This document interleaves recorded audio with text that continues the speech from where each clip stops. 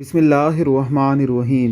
یہ مسلمانوں کے قبلہ اول یعنی بیت المقدس میں ہونے والی صبح کی اذان ہے۔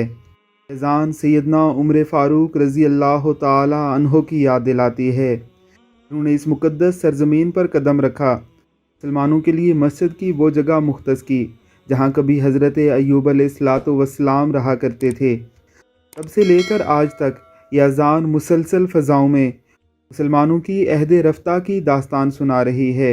عظمت عہد رفتہ کے قصے، موجودہ صورتحال کا نوحہ اور مستقبل کی امید دلاتی ہوئی یہ اذان امت محمدیہ کو اپنی طرف متوجہ کر رہی ہے۔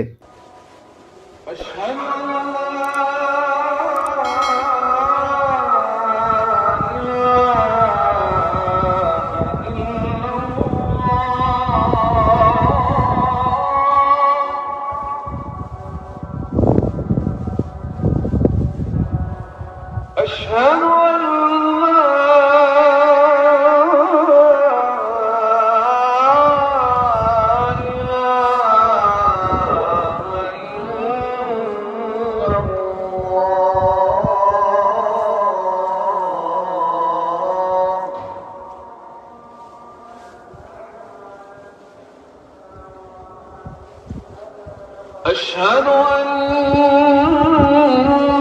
لا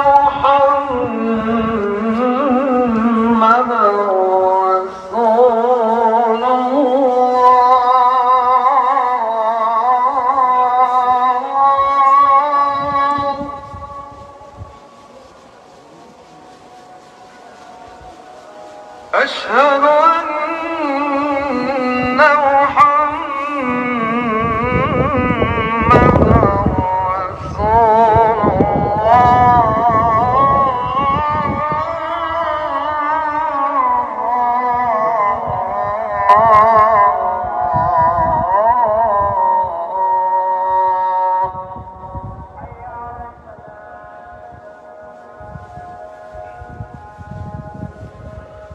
حي على الصلاة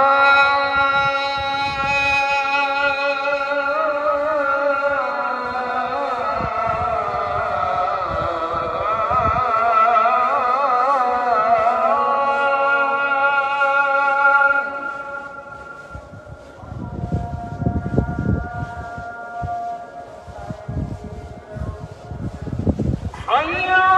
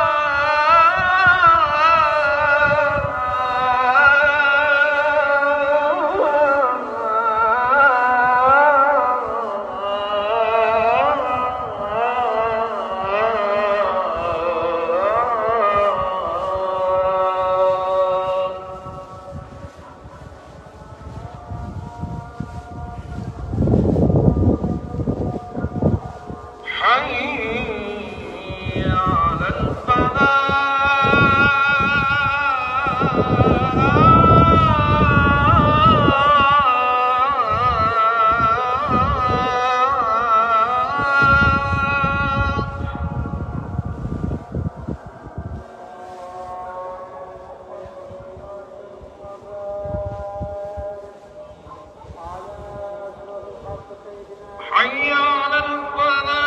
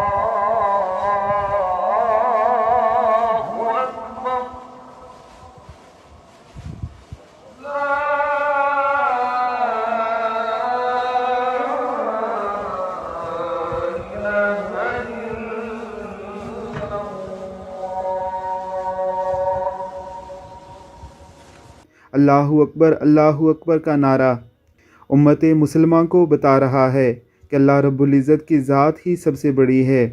اشہد ان لا الہ الا اللہ کا آوازہ امت مسلمہ کو پیغام دیتا ہے اللہ رب العزت کے علاوہ کوئی معبود نہیں، کسی کے سامنے نہ جھکنا۔